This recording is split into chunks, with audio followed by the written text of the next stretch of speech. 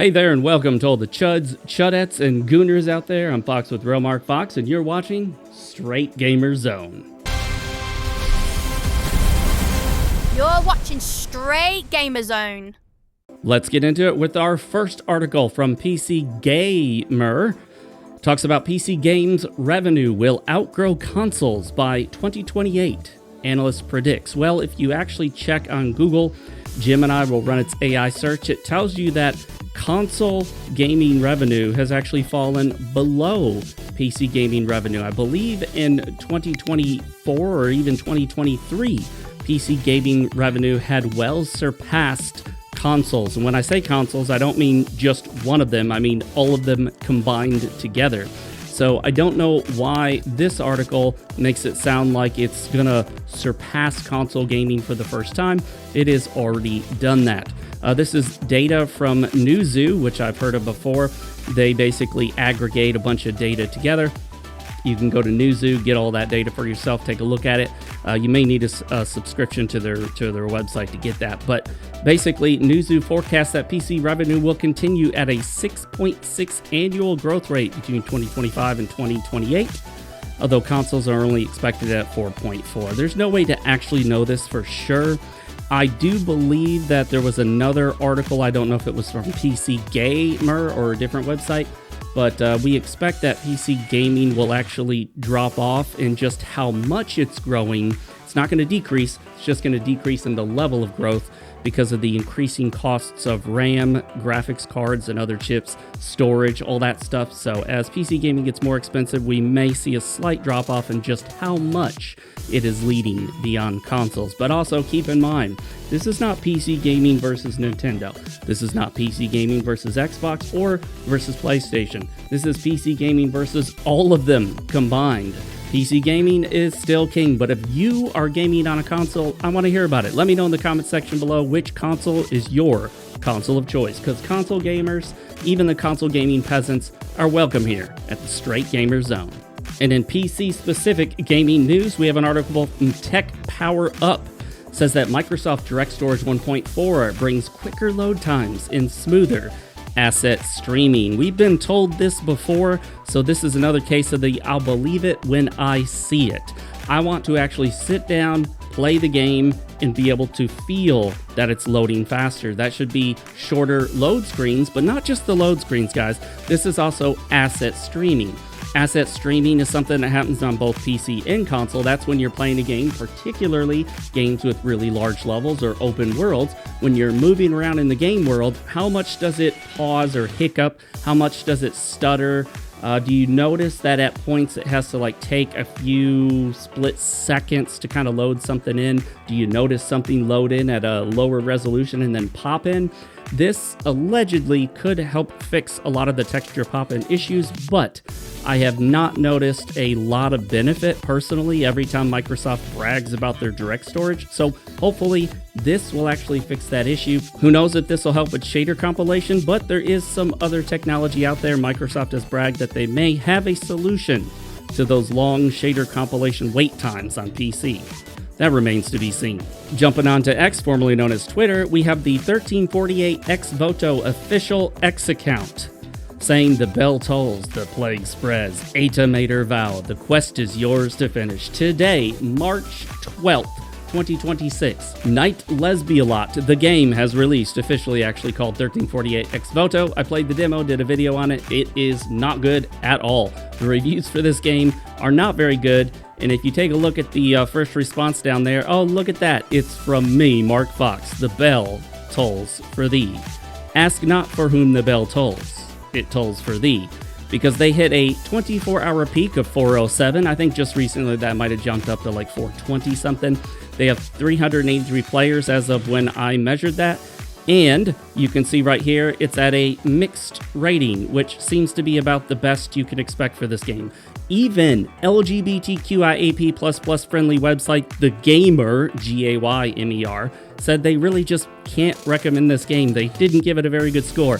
That's one of the websites that's most friendly to gay games like this, and even they can't recommend this garbage. Tell you what, guys, 1348X Voto, hard pass. Coming at us from X user David Pena. I should have bought a Steam Deck when I had the chance. I've been seeing a lot of these lately, so apparently people are confirming that in various different regions around the world, all of the models of the Steam Deck are being listed as out of stock. Now, depending on where you live, you may notice they are still in stock, at least one or two of them. But if you are thinking of getting a Steam Deck and you actually see that it's in stock, you probably want to jump on that ASAP. It is only going to get harder for everyone to get the hardware that they need to build things like this. Valve does not have a secret source of RAM or memory for the storage or any of that stuff. They are struggling just like everyone else to get memory, whether it's RAM, whether it's storage for the games itself, NVMe drives, and even graphic chipsets may be harder and harder to get. So, thinking about getting a Steam Deck? Grab it as soon as you can, or maybe look to get it used. And from Fexture Life, it looks like Overwatch has a crossover with Nier Automata. There are skins revealed, a Project Yorha event. Well, I wish I could tell you that these are awesome and you should buy them, but not only are they highly priced, but they look abysmally awful. Let's take a look at this, guys. Oh my gosh, look at that bottom one. That is hideous. That is offensively disgusting. It looks like a transgender bodybuilder. I'm offended by it. Deeply disturbing, guys. Deeply disturbing. And my reaction was this popular GIF. Yeah, terrible. And in no surprise, you've probably seen this already, Overwatch's design of female characters seems to be lacking something. What is it lacking? Oh, an ass. They completely removed this character's entire buttocks. There isn't one. There's nothing there. It's just legs going straight up. There's a slight bump for 2B here, but nothing like what she looks like in the actual game. So I don't know what's going on over there, but it's very disturbing and it's anatomically incorrect. This is a biological offense to nature. And leave it up to Trump's White House to post something stupid but kind of funny at the same time. I'm not saying I like this stuff, I just think it's hilarious. Let's take a look at this.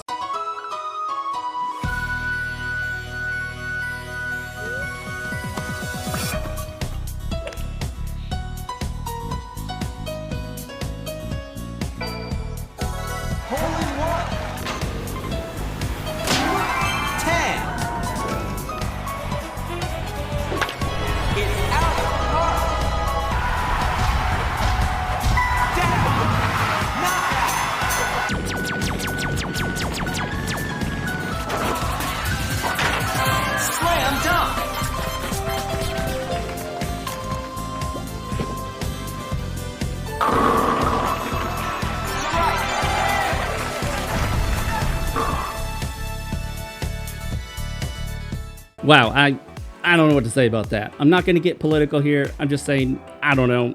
Should the White House be using video games and all of these memes online? A lot of people seem to like it. And from Insider Gaming, we have the top 20 PC games of 2025, which they say aren't hugely surprising. Let's take a look at some of them here. All right, what do we got for the top 20? Oh, it looks like we got to look at this big image right here. We've got Roblox, no surprise there. Counter-Strike 2 in number 2. Number 3 is League of Legends. Following after that is Minecraft. Fortnite. I thought Fortnite would have been a little higher. Dota 2 at number 6. Valorant. People are still playing Valorant that much. World of Warcraft. Sims 4. Call of Duty Black Ops 7. You have Escape from Tarkov. Overwatch 2. Rivals. Battlegrounds. World of Warcraft again. Are those separated out now? I haven't played World of Warcraft in a long time, guys. Grand Theft Auto 5. Not surprised to see that on the list. Diablo 4. Bit surprising to me. Wuthering Waves, I did play that for a bit. I thought it was actually pretty good. Genshin Impact is holding strong at number 19, I guess.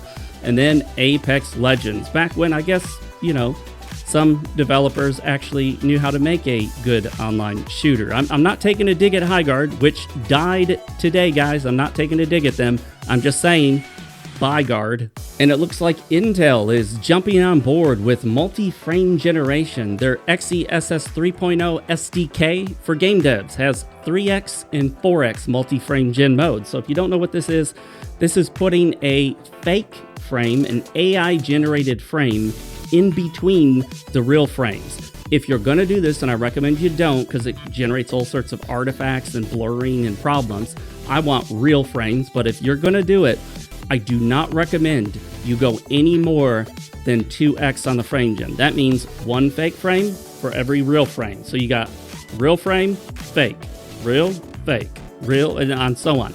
But having 3 or 4 AI-generated frames in between will only generate more artifacts, errors, and what the AI comes up with, all sorts of problems, especially if you look up close. So, I don't know. What do you guys think about multi-frame gen? I am not a fan. My opinion on multi-frame gen is...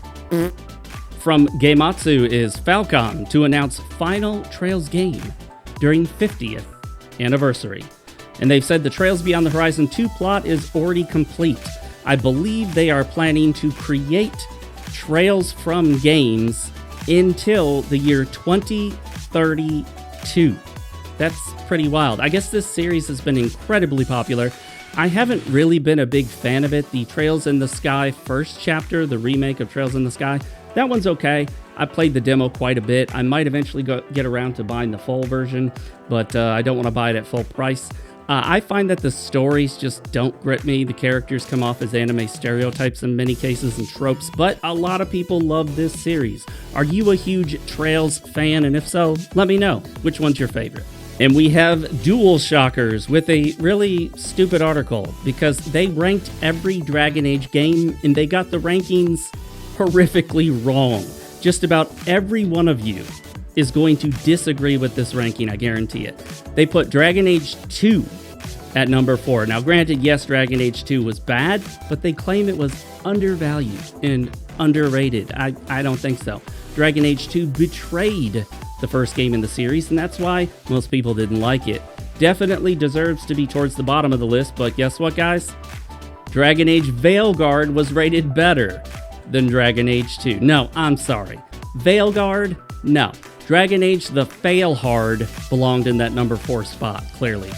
And then, of course, they put, Dragon Age Origins is number 2. They didn't make it the top spot, like all of us would. Every single fan who really loved Dragon Age Origins knows that that's the first and the true best game in the series by far. No debate whatsoever. They put Inquisition at number 1. They screwed this up. Totally disagree with Dual Shockers. And for today's Steam Game Showcase, I wanted to show you Crimson Rest. The description reads, fight relentless hordes of bloodthirsty monsters and choose which room lies beyond the next door in this retro-style dungeon crawler where death is not an option. But tread carefully. Do not awaken Count Dracula, or his curse will be unleashed upon you. So if you think this art style looks good, maybe you should jump on this. I'm not a huge fan of the art style. If it had a demo, I'd give it a shot. You can add it to your wish list, keep an eye on it. This might be one to check out if you think it's something you'd be interested in. And from Insider Gaming, we have an article titled, PC Gaming's Dominance is Reshaping the Industry. And that is all the more true now that we know that Microsoft with Xbox is moving towards basically just making an Xbox-branded PC. The new Project Helix is essentially going to be a consoleized PC. It is at heart a PC, based on all the information we have now, that will feature built-in backwards compatibility for previous Xbox games. Will it play all of the previous Xbox games? I don't know.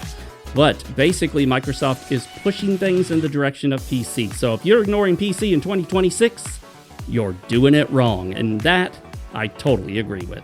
From Niche Gamer, another game to keep an eye on, especially if you were a fan of the original, and if you're one of those anime gooners out there, Bunny Garden 2 launches in April. Yeah, that's right, Bunny Garden. It's like a date sim game, not up my alley, but if this is your thing, well, you know, you've got Bunny Garden 2 coming at you in April. Who's gonna get Bunny Garden 2? And in some unquestionably bad news, unfortunate for PC gamers, Crimson Desert just had De Nouveau added days before launch. PC players are furious, and rightfully so. De Nouveau is DRM that comes with some games. Basically, developers purchase the use of De Nouveau. They put that in their game to try to prevent piracy. And the problem with De Nouveau is that it limits where and when you can play the game at times, and it also causes lots of performance issues in some games. Other games that have Denuvo have played fairly well and gotten only a small percent of performance hit, but other games get really bad performance problems, including stuttering, hitching, and dropped frames. So, what do you guys think about Denuvo in Crimson Desert? Is that a deal breaker for you? I'll tell you this, I know some of you are going to get mad at me. It's not a deal breaker for me. I definitely don't like it, but I'm not putting the deal breaker category. I'm going to wait and see how it pans out. From GameDeveloper.com, some excellent news from Microsoft. They have quietly retired the "This is an Xbox" marketing campaign. This is, without a doubt, the absolute worst marketing campaign Xbox has ever run, because it not only cheapened the brand, but it led to speculation that they were going to abandon releasing future consoles altogether. Now, you could argue that Project Helix is essentially PC, so they have abandoned consoles, but it's a consoleized PC. It's a PC built and structured with its own Xbox ecosystem and its Xbox format. It's going to have an Xbox-type edition of Windows or some other variation of that. So it'll feel much like a console for Xbox players, but basically this whole bogus "this is an Xbox" things, people memed the hell out of that. People made fun of it. I made fun of it, and rightfully so. You guys glad to see it go? I know I am. Oh, this answers my question from earlier. It looks like Texture Poppin' may be about to pop out of existence thanks to even faster asset streaming, ushered in by new Z standard support and direct storage. That's PC Gamer. Yes, this is similar to the article we read earlier. Basically, this is saying that this new direct storage technology is just going to change things. We're not going to see texture popping anymore. Everything's going to be better. It's going to be all, milk and honey, land flowing with milk and honey. Again, I have to wait and see what happens here. We've been given big promises before that have let us down. I need to see it in action. But what do you guys think? Is direct storage going to save us PC gamers from texture popping? An ex-Naughty Dog artist who helped design characters for Highguard promises to keep fighting the good fight, just not in the live service sphere anymore, saying, and I quote, "I'm gonna keep putting beautiful black women in games."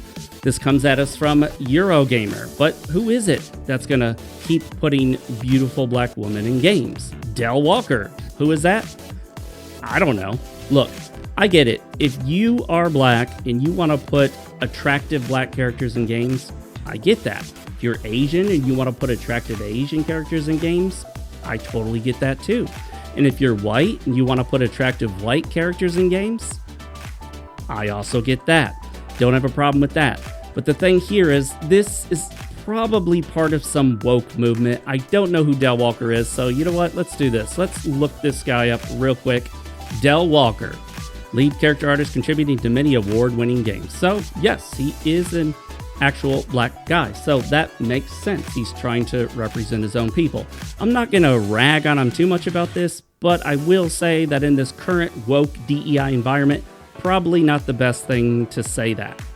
And many of you seen some of the leaks coming out of GDC, but Microsoft has spilled the beans on its Xbox PC hybrid, suggesting it's still years away, but they plan to send out dev kits in 2027. So I imagine that this thing might actually release in 2028, hopefully, maybe early 2029, but I'm thinking this is a 2028 release, especially if they're releasing dev kits in the next year. I would expect it to come out about a year after that. And really, you don't need a dev kit so much to figure out the hardware. I think the dev kit is more about figuring out how it's going to run on this new Xbox consoleized PC. It makes sense to send out dev kits. Someone said if this were really a PC, they wouldn't send out dev kits. Not necessarily. This is going to be a very custom PC with custom software and a custom operating system on it, so it makes sense to send out a dev kit so developers know exactly how it's going to look and feel for the audience playing on the new Project Helix, whatever it gets actually called when it comes out.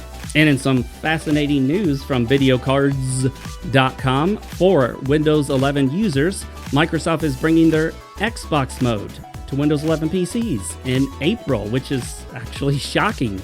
Next month, that's right, April 2026, you, if you're on Windows 11 and you're gaming on PC, get to use the Xbox mode, which may look very similar to what we could expect from Project Helix when that eventually comes out. This is something I may end up trying, but I'll be honest with you, I don't even use Steam's big picture mode. I figure this Xbox mode is going to be managed primarily or even exclusively with a controller because it's built to be like a console experience is what I'm imagining here. I prefer to use mouse and keyboard sitting at my desk, but if you're running games through PC Game Pass or anything like that on a PC and you're doing it from the couch, it might be nice to have an Xbox mode, especially if you're an Xbox user now and you want a similar feeling interface. And we've got Video Games Chronicle shilling for Marathon, a Marathon launch review. Bungie's extraction shooter is a hostile beast worth taming. Bungie's take on the tumultuous genre is as alluring as it is unforgiving. Yes, that's right. You keep dying because the time to kill is way too fast and the AI enemies just do way too much damage and you can't find enough healing items and the healing doesn't heal you for enough and you're constantly running out of ammo, but that's a good thing, guys. That makes it all the more fun because it's difficult, like Dark Souls. And coming at us from Mari on X, she says, this Viesa outfit didn't disappoint at all. Haha, let's take a look at this thing. Well, I gotta say, if you're the First Descendant fan, or if you were thinking about playing it, that is certainly an outfit you could pick up, but I imagine it costs quite a bit. I've heard one of the outfits is like $99. I don't know how much that one specifically is. You could, in theory, play enough time to earn enough in-game credits to purchase these outfits, as from what I understand, but I've only tried the First Descendant briefly. It's not really my type of game, but I gotta say, if anything were to get me to try it again, might be an outfit like that. Looks like something out of Stellar Blade, does it not? Alright guys, this time around I thought we'd save the best part for last. It's time for the cosplay of the day. Coming at us from @owl_cos_. We have Genshin Impact, Ganyu. This one I thought looked really good. I like the depth of field and all that stuff, the shallow depth of field, and it just looks amazing. You know, really good cosplay is something that's easy to appreciate, is it not, guys? And here, this one is not so much cosplay as it is just a maid outfit, which, hey, I'm a fan of maid cosplay. Who wouldn't be a fan of maid cosplay? I actually had a chance to go to a maid cafe when I was in Japan. I believe it was in Osaka. Enjoyed my time there. The girls might not have looked this amazing, but they were good. This is definitely an amazing photo. Let's go ahead and move on to the next one. We have here cosplay from HoloLive, not something I'm super familiar with, maybe an anime, maybe there are some video games of HoloLive. We've got whoever this character is, maybe Flow Glow? I don't know anything about it. I can just appreciate cosplay without knowing the source material, guys. We have another one here from @Doruru930. Check it out. What is this of? I don't know. It auto-translated from Chinese, though the kitty is naughty. It's undeniably adorable. No idea what she's cosplaying as, but looks good. Let's hit one more before we move on. Oh, look at this. This is just an outfit, guys. It's just kind of like a, shoot, I don't even know at this point. Is it a random bunny type outfit? Looks nice. She took the photo herself with her cell phone, holding her own cell phone. A cosplay selfie. What do you guys think? All right, let's do a bonus one. Bonus one, guys. Get back to video games. We got one from Yukira on X. She is showing us Dylan, the character Dylan from Zenless Zone Zero. Looks great, excellent setting. We don't know how much of this is edited and whatnot, but it does look like she actually took a photo somewhere, had a professional photographer take it. Looks like some excellent stuff right there, guys. I am a cosplay connoisseur. Are you? And if so, let me know in the comments section below. And if you're a cosplay connoisseur, give the video a like. All right, that is all the news and nonsense for today, my chuds, chudettes, and gooners. Make sure to hit that subscribe button, notification bell icon, like the video, and leave a comment. All of that stuff does so much to help me and YouTube know that you're enjoying these videos. I'm going to leave you with this, and I am out. Peace, everybody. Bye.